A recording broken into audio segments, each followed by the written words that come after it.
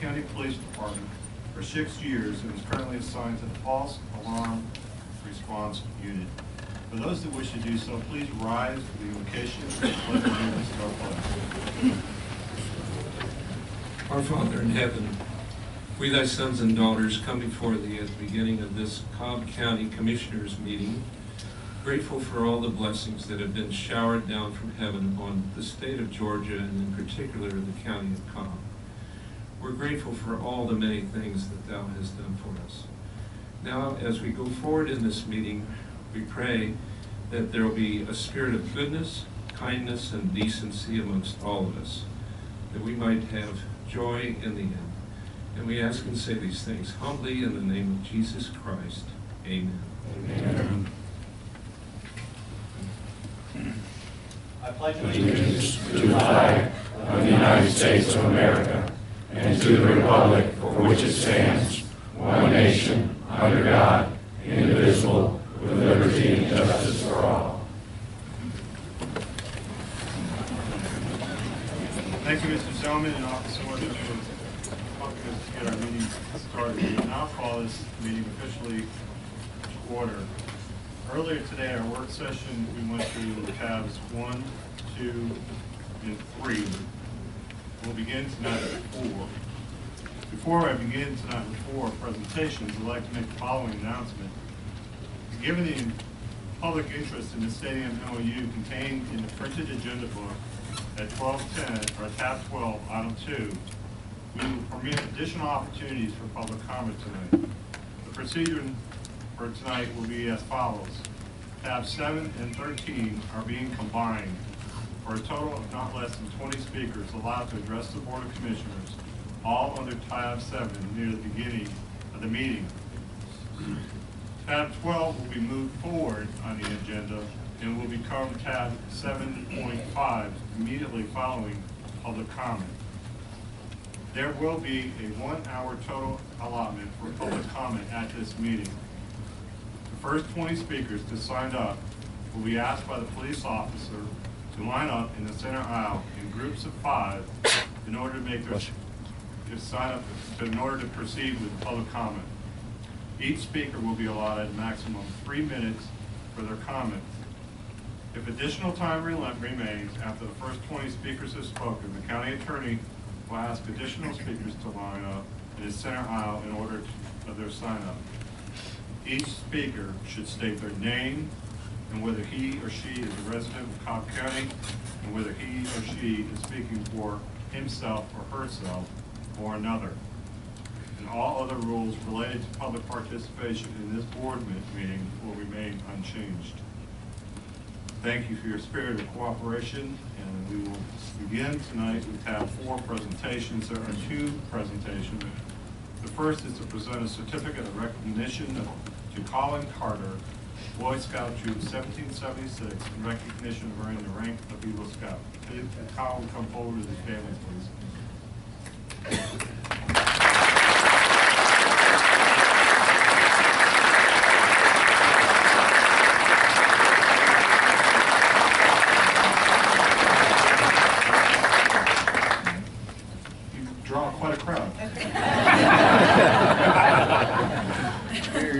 Troop 7, for those folks visiting us for the first time tonight at a commission meeting, Troop 1776 out of St. Anne's Catholic Church has over 100 Eagle Scouts, and you are number 130, phenomenal record for one troop.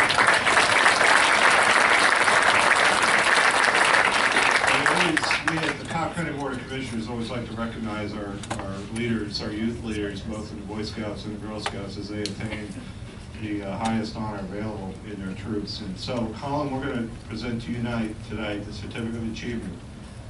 And we read that the Cobb County Board of Commissioners congratulates you on achieving the highly recognized and honored rank of Eagle Scout. We applaud your years of service, having earned 26 merit badges in serving and leadership as then Chief Patrol Leader, Scribe, and Assistant Senior Patrol Leader for Operations. Achievements such as the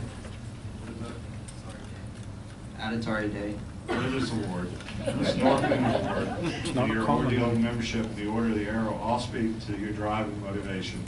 Your work sets an example for others to follow. And I'd like to point out that one of our Commissioners is an Eagle Scout.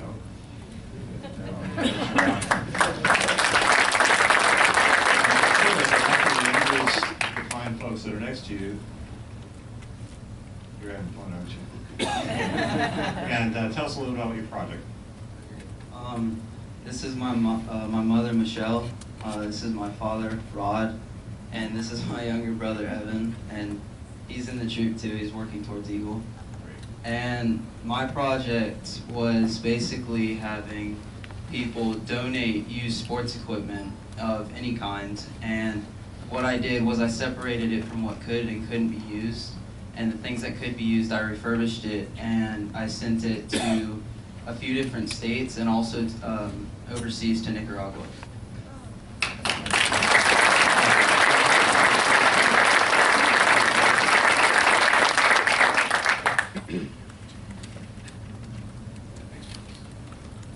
Kidding me.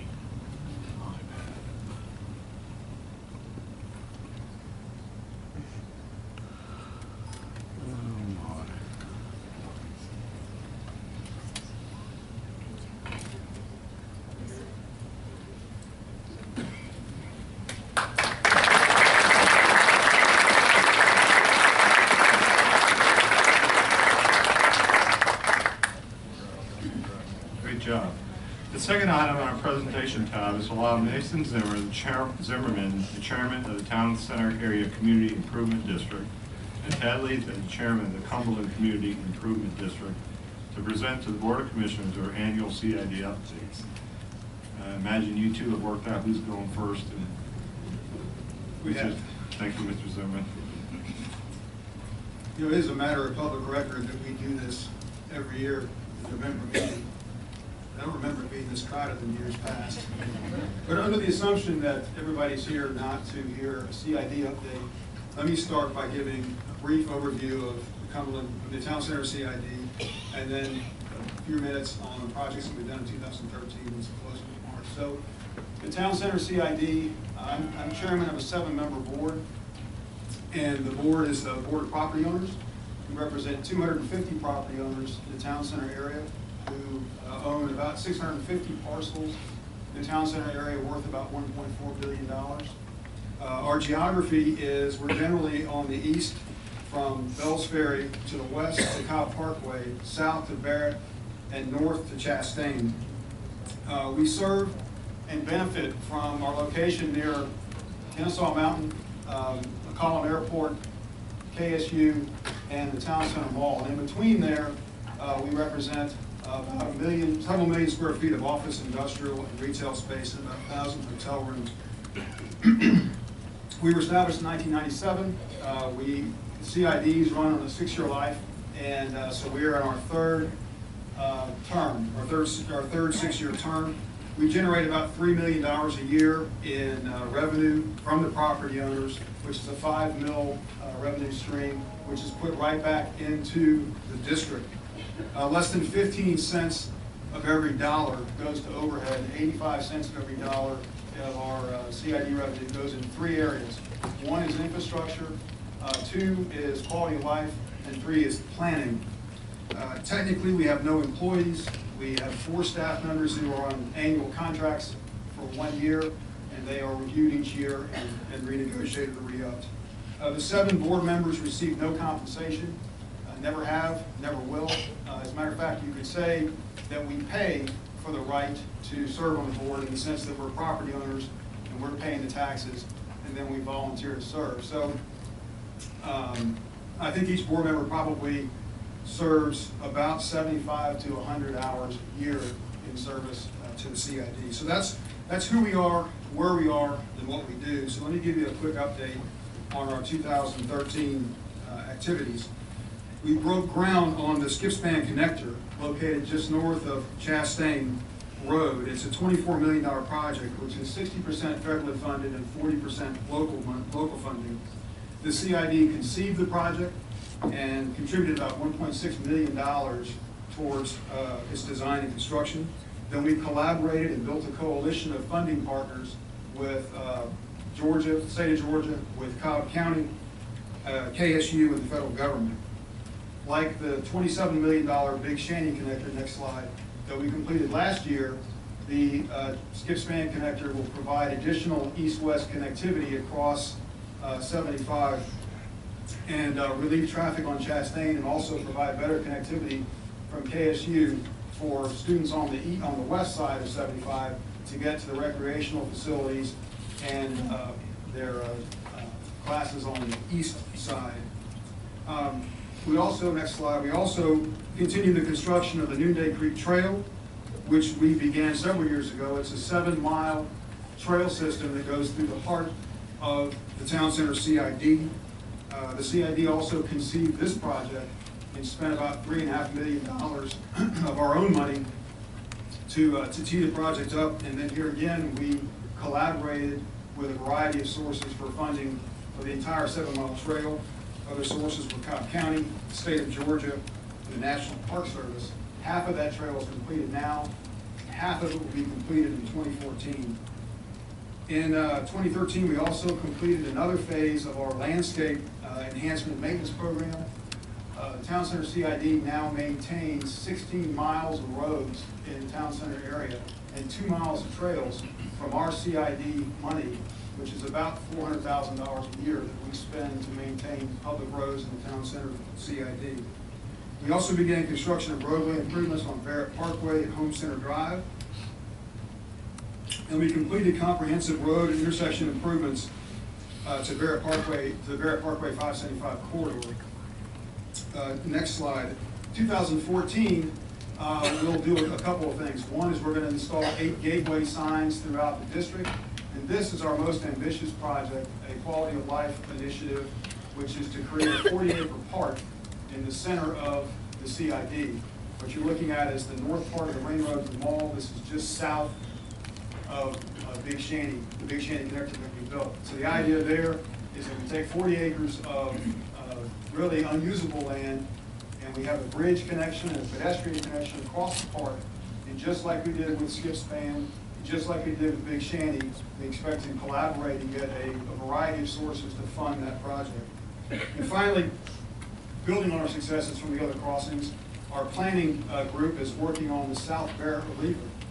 This is a project that we have invested a lot of money in so far in planning, and the idea here is just south of Barrett Parkway to make another connection west to east to connect across to Barrett Park Drive behind the Home Depot there.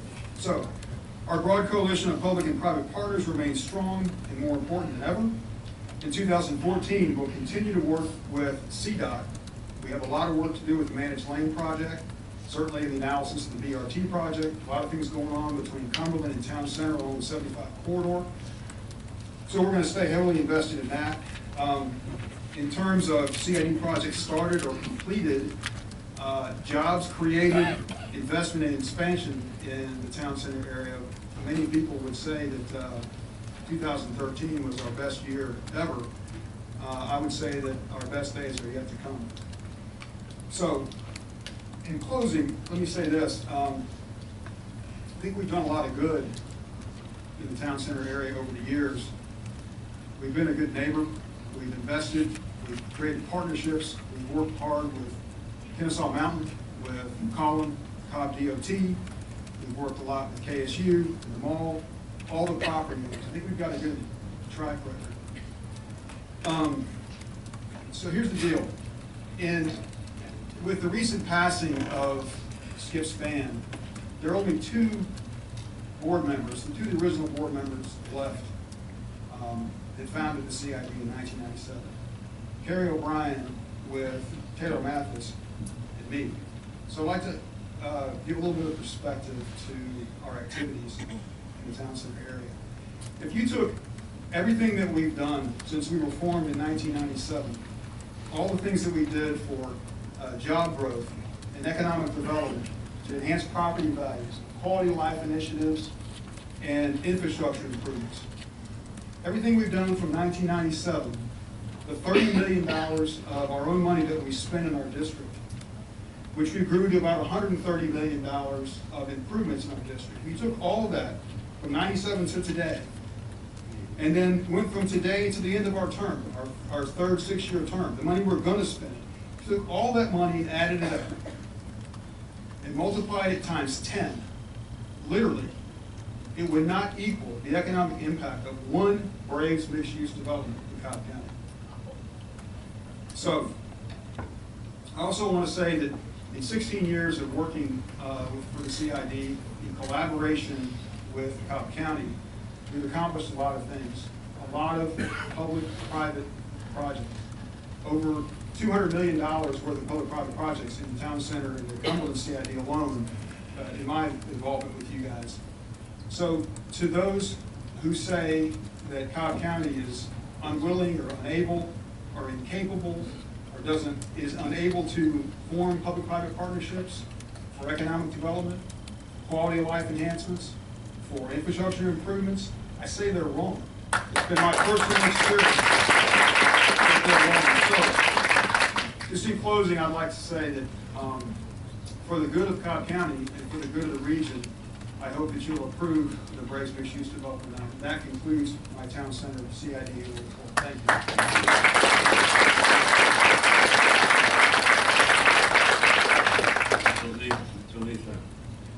Mr. Chairman, Commissioners, annually, it's my great pleasure to come before you to present the annual accomplishments of the Cumberland Community Improvement District. But I don't think I've ever been here on such a momentous occasion, so it's a real honor and a humbling experience for me to be here this evening. I want to congratulate Town Center CID on their successes over the last 15 years. As you just heard from Mason, they're extraordinary. And many of you may be aware, Mason also serves on the Cumberland CID board. So he has been a huge factor in much of the improvement that we've seen in this county over the last 15 years. I also want to recognize our Executive Director, Malika Rivers, who is here today, without whom we would not have achieved some of the successes that we've achieved, which I will go over very briefly. This is our 25th anniversary. We were formed in 1988. So we are celebrating all year, it seems, our 25th anniversary. Over that time, we've invested $100 million of our own money, as Mason said, voluntarily collected from the commercial property owners in the district. And with that investment of $100 million, we believe we brought about almost $600 million of investment, a great return on investment for our members who invest voluntarily in the activities of the CID. We have 175 commercial property owners who make up our district.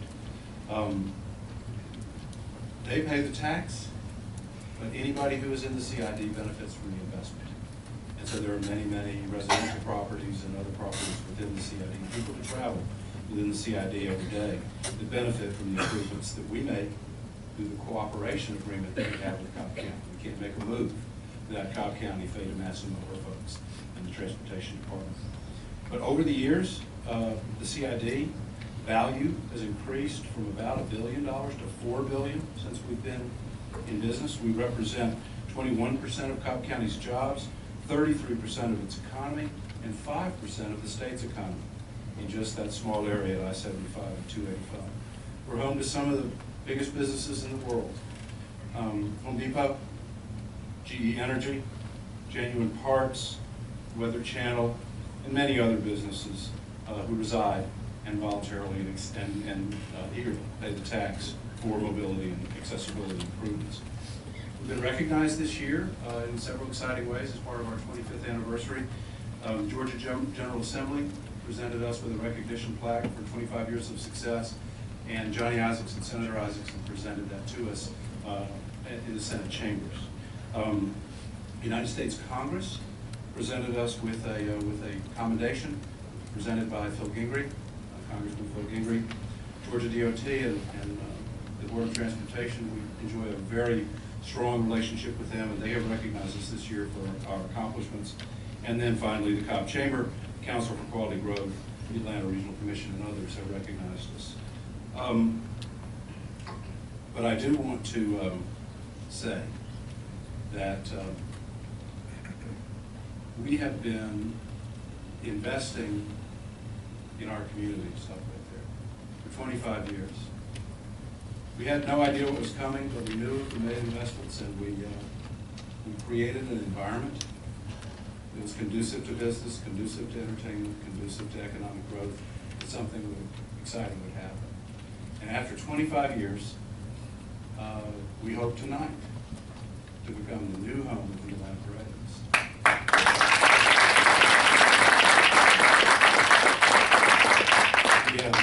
We as a CID have committed $10 million to that. We have endorsed the portion of your MOU this evening that includes imposing an additional pre-mills tax on the boundaries of the CID, and we are eager to continue to participate in transportation improvements that will not only address the congestion issues related to the stadium, but make it the most accessible stadium in the country. And we're excited to be a part of that. If there has ever been an example of public-private partnership, Braves, County Commission, and CID, we have really, really been excited and honored to be a part of that. So, Mr. Chairman, Commissioners, Atlanta Braves representatives, thank you so much for your leadership and for this partnership. And I think you have some other things on the agenda. So unless there's any questions, I'll go ahead and close. Thank you. Thank you, Mason and Tad. Any questions from the board or comments? Gentlemen, thank you so much for being here. We appreciate that very much. Before we go on to our regular scheduled agenda items, I wanted to take an opportunity to recognize Commissioner Rob Pitts here from Fulton County. Rob, thanks for being with us tonight. Tonight we have Mayor Steve Tillman from Marietta and Mayor Mark Matthews from Kennesaw with us, and we appreciate you being here. But one of the most important people in my life is here with me tonight, and that's my pastor, Pastor Sam Matthews from First United Methodist. I'm grateful that he's here as well. So with that, we're going to move on and start with tab 5. And as we go into tab 5, we have two items for public comment and public hearings. And these public hearings, just for the folks that are here today, these public hearings for these two agenda items are specifically for these items, not for anything else. So as we open the public hearing for these two items, please note that they're for the two items only. Thank you. Director DeMassimo. Mr. Chairman and County Commissioners, County Manager, our first item is to conduct a public hearing for the proposed closure and abandonment of a portion of Misty Lane. Misty Lane is located in Commission District 2 and classified as a local street. Rockland Homes, Inc. has purchased all the property adjacent to a portion of Misty Lane. The property has been approved to complete the construction of the townhome development known as White Oak Preserve. Public access along a portion of Misty Lane is no longer needed. The right-of-way on a portion of Misty Lane adjacent to the Rockland Homes property is required to allow full utilization of the property purchased. Therefore, Rockland Homes has requested the county close and abandon a portion of the public right-of-way on Misty Lane, as this section no longer serves a useful purpose. A public hearing must be held prior to the closing and abandonment of the public street, and the district commissioner is aware of this request. On November 12, 2013, the Board of Commissioners authorized the advertisement for and conduct of a public hearing for the proposed closure and abandonment of this portion of Misty Lane. We would ask that you open the public hearing, Mr. Chairman. Thank you, Director. Is there anyone here wishing to speak for or against the closure and abandonment of portions of Misty Lane? Seeing and hearing none, the public hearing is closed. Thank you. Item 2, please. Sir, on item 1, What? we would request that after closing the public hearing and having determined that said right-of-way serves no substantial public purpose, that you authorize the disposition of the same by quitclaim deed to the adjoining owner. I knew that. Thank you, Mr. Chairman. Make a motion to abandon that section of Misty Lane as depicted in the agenda item and complete all the necessary documents. Second. The motion is second. Any comment, call the question. The motion carries 5-0. Thank you. Item 2. To conduct a public hearing for the proposed closure of a portion of Fry Lake Road. Fry Lake Road is located in Commission District 1, and over the years there have been a number of requests from the Pine Tree Country Club community to close Fry Lake Road at its intersection with Campus Loop Road. The purpose of the proposed closure would be to reduce or eliminate traffic from Cherokee Street, Clay Green Road, traveling through the subdivision to the Kennesaw State University Chastain Road area. In accordance with OCGA 37-7-2, a public hearing must be held prior to the closure of the public street. The district commissioner is aware of this request and request that you hold a public hearing. Hey, we will now open the public hearing for the proposed closure of a portion of Fry Lake Road. Is anyone here wishing to speak for or against this item? Yes. Please come forward, please.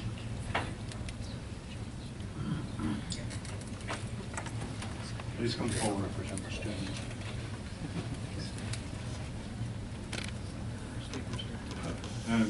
Madam County Attorney, if you would please outline, sir, we're going to do it one at a time, okay? Unless you guys are representing, or if you're representing, that's fine. So, our rules, please. Each speaker will be allotted 3 minutes. If you look at the monitor, you'll see the 3 minutes. And if you will introduce yourself and your address, please. Okay. My name is Phil Anzalone. I'm a resident 3182 Pine Nov Court, Kennesaw, and resident of Cobb County for the last 27 years. The issue we're obviously addressing is the closure of Fry Lake Road. I represent the Weatherburn Woods Resident Association. I'm a board member. I am also a board member of the Pine Tree Civic Association, which is requesting the closure. The Weatherburn Wood people are strongly opposed to the closing of Fry Lake Road at this point. There's really two reasons for our opposition to this. One is the closing of Fry Lake Road will just move the problem, which is significant, to Weatherburn Woods, Chastain Road, Big Shanty, and McCullough. There is already a traffic problem. The second reason is this closure does not address the bigger problem of the traffic on the west side of KSU. As KSU has grown and built the parking decks, the traffic has increased substantially to the point where people cannot get out of the subdivision. We've also, with the opening of 22 West and other residence locations, have increased the traffic. What we're asking for is that the board table this request, assign a traffic survey, and authorize a commission to work with KSU, the residents on the west side of KSU, and obviously the two boards, to come up with a better solution than this. The only access to the west parking deck is Campus Loop Road. And without a map, it's very difficult to show you that this would create a major problem at that intersection between Big Shanty and Chastain Road. It would be the only entrance, but also we already have problems getting out of our subdivision. Thank you for your time. If you have any questions. Thank you, sir. Next speaker, please.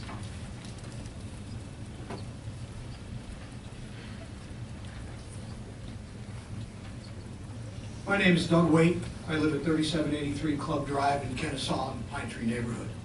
Thank you for the opportunity to address this issue, which affects many of the residents of Pine Tree community. We believe it's imperative that Fry Lake Road be closed at the Campus Loop Road intersection to the KSU campus. I live with my family on Club Drive, directly at the intersection of Fry Lake Road, and have seen the neighborhood traffic increase exponentially in the past several years as KSU has welcomed hundreds of new residential and commuter students. While we congratulate KSU on its success and growth, we plead with this commission to help us protect our families and property from the intrusion of the faculty and students in speeding cars. Our neighborhood streets are no longer that. They've become a major thoroughfare as students take shortcut routes to the campus rushing to make class. Making the situation more dangerous in the Pine Tree neighborhood, there are no sidewalks. Pedestrians, dog walkers, and kids must leap their way out of speeding cars. Existing speed bumps, stop signs, and posted speed limits are completely ineffective in slowing their pace. These residential roads were never intended for such an overload of weekday traffic. Police and traffic control is non-existent. When the new apartments were built, we were told the students would take the Big Al bus. I pass one every day. I see nobody riding it. They're all in their own cars, much as many of us commute in Atlanta in our own car. The argument could be made that closing Fry Lake Road would severely affect KSU's access. With what DOT has shown and the span connector, there's a lot of things that are going to free up traffic and make things better here in the future. We hope that those improvements, maybe even a changing in the way Campus Loop Road is connected into Chastain, may be something that could be considered instead of downloading into Big Shanty. We believe those improvements will help with moving traffic along. KSU's told us they want to be a good neighbor. They can demonstrate this by supporting our closure. Before you vote on this issue, if you don't delay it and do a survey, we ask you two things. Spend some time during classes standing at the intersection of Fry Lake Road and Club Drive. See what the traffic is like. After you observe the traffic, think of your neighborhood streets, and if a major institution had all that traffic, 20,000 students coming down your road, or have the amount of that possibility. After doing those things, you might think differently. In closing, we ask you to do the right thing and close Fry Lake Road access to the KSU campus. If you don't, I truly believe it's just a matter of time until someone is seriously injured or killed by the rush of cars that do not observe traffic laws in our neighborhood. This is your chance to help ensure this tragedy never happens. On behalf of our neighborhood, thanks for your time. Thank you, sir. Next speaker, please.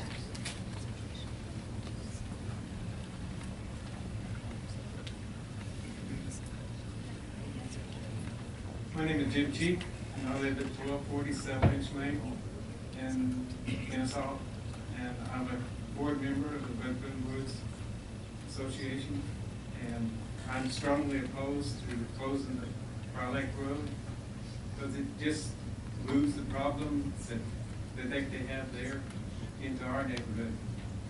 And I know with DOT building the new bridge over 75 and the diversion diamond that they're going to do at Way Green, there's going to be lots of things that's going to help the traffic problem at KSU, rather than start closing streets that causes people to cut through our neighborhood and cause worse problems for us.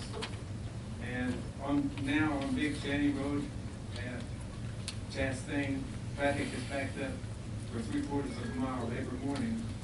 And if we close Fry Lake Road, then you're gonna have that traffic merging in with that traffic. It's even gonna be worse.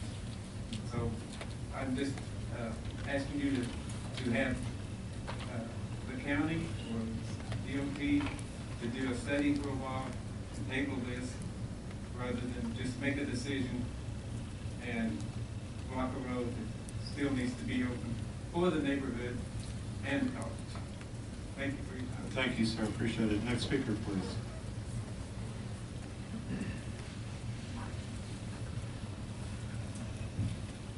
Yes, I'm Curtis Sprout, 3551 Fray Lake Road, Kennesaw. I've been there 16 years. My wife has been there since 1980. She's seen the growth of the college and how it's growing.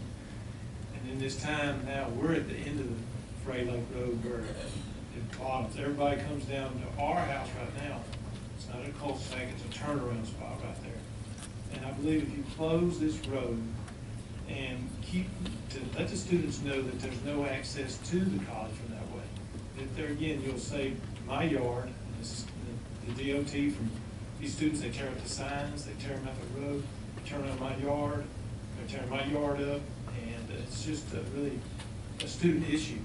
And I believe if you close the road and make where access where they can have a way into the college and these new roads that you're coming into the college, I think that'd be a fix. But also we deal with the signs and the noise and everything else. So they're getting, that's students, and I know students will be students. So I think it'd be a strong point and a safety aspect as well as the protection of my property and our property that we have and to the value of that. And still, I think that needs what Kennesaw College needs to be a good neighbor, as they have been so far. But there again, they need to, I think it's valuable to close this road up this time. Thank you, sir. Appreciate your comments. Next speaker, please.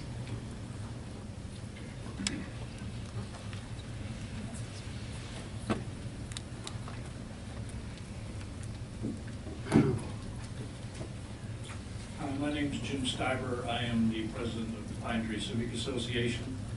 I am totally in favor of closing the road.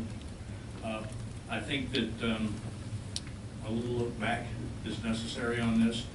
12 years ago, or 11 years ago, we looked at closing this road, and we put in a pretty big campaign on it. At that time, we thought we were going to have it done, and the reasons for not closing it at that time were stated to be that we have a public safety issue, and that it was, of course, access to the college. Public safety issue has basically been debunked now. We've talked to the fire departments. The fire departments that access that area all say that they would not use that intersection where Fry Lake runs into Campus Loop, and there's not an issue. We've even had the Cobb Police tell us that probably the best thing we can do for our neighborhoods is to close that road from a traffic standpoint as well as from a crime standpoint. We are having increasing crime in the neighborhood, and the police have told us that that would be very instrumental in reducing it. KSU has been publicly neutral in this. We would appreciate it if they would support us on it. I understand that years ago when we went through this, that they had a task force put together with the Cobb DOT in examining how to keep it open and keep Fry Lake basically, or Pine Tree basically quiet on the issue. It didn't work. 10 years ago, Commissioner Gorham, you stated your preference to wait and see if other methods work before closing the road. And I'll submit to you that we've tried several of those and that they haven't. And now that it's time to do it. I have absolutely all of the empathy in the world for Weatherburn Woods. I think that their argument is sound. I think that they do have a problem over there with traffic, and I think it needs to be addressed. I don't, however, think that not closing Fry Lake Road is going to solve their problem. It's going to be heavy in Weatherburn for some time to come, and that needs to be addressed. As president of the Pine Tree Civic Association, we also represent people in Weatherburn. And I wholeheartedly support an examination of how to address the traffic in that area and how to solve the problems that need to be solved in there. But I think part of that solution is closing Fry Lake Road. Thank you, sir. Next speaker, please.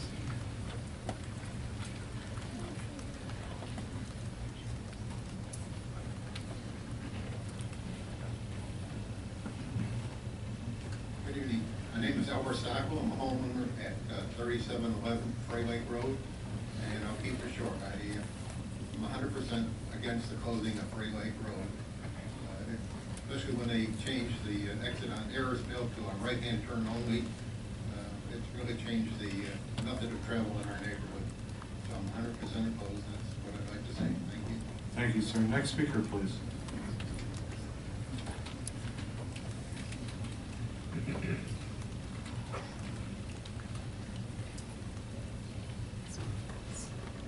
Hello, I'm Mike Lavender. I live at 3601 Club Drive, and I've been there about a year and a half, 2 years now.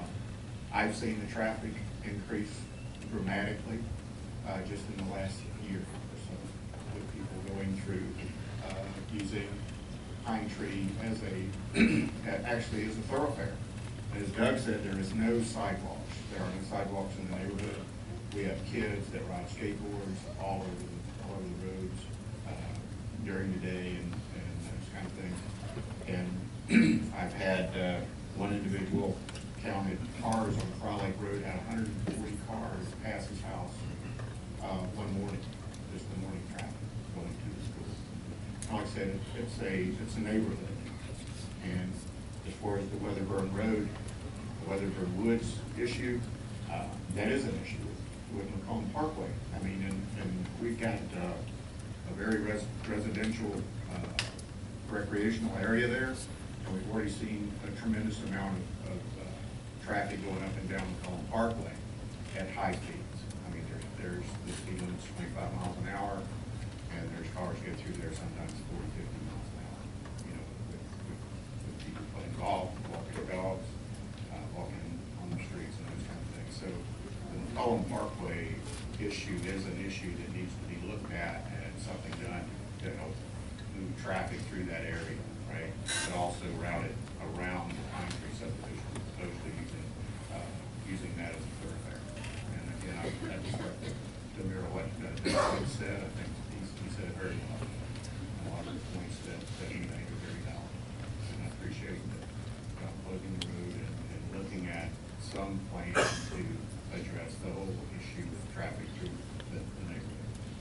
Thank you, sir. Thank you. Next speaker, please.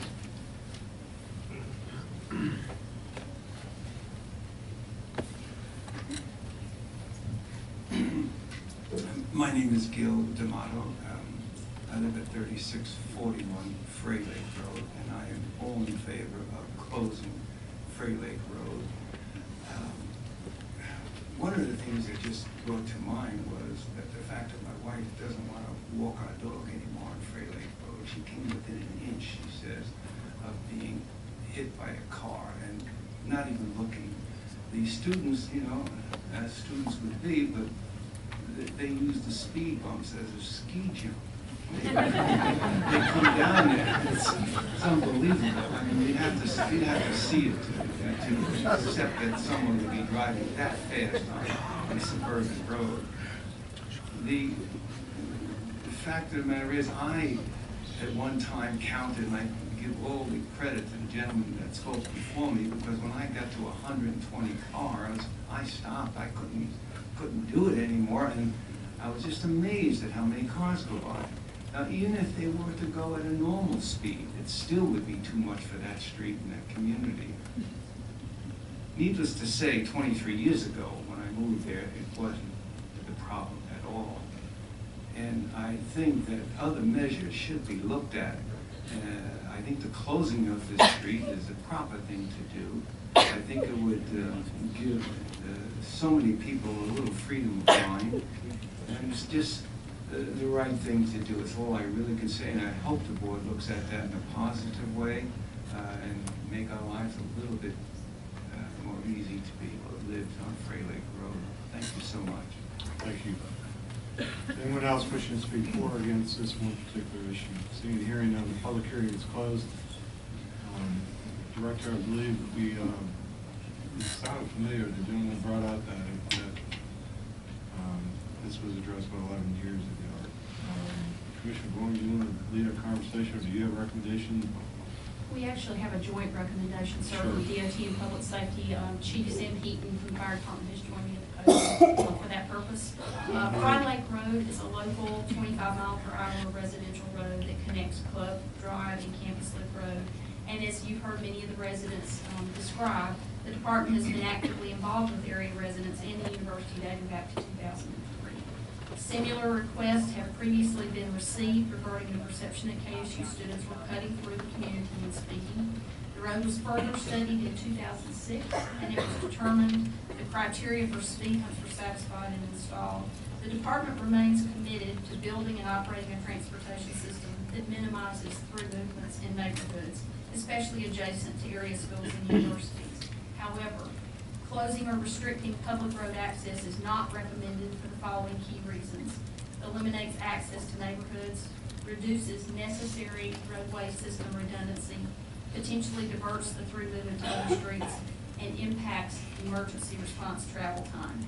For those reasons, the department does not support the closure of Fry Road, and Public Safety is going to join us in a recommendation.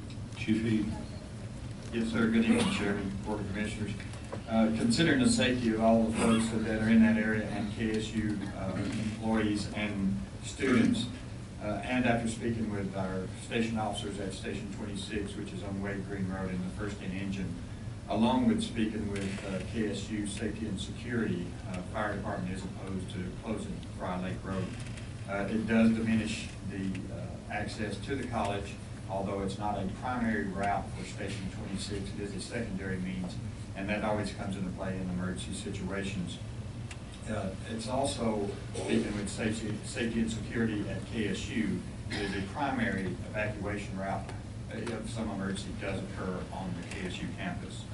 Along with that, if Engine 26 is on the campus, and they are there a good bit, if they have to respond back out, particularly to the Pine Tree community and the communities off of McCollum and Cherokee Streets, that is a primary access back to that location.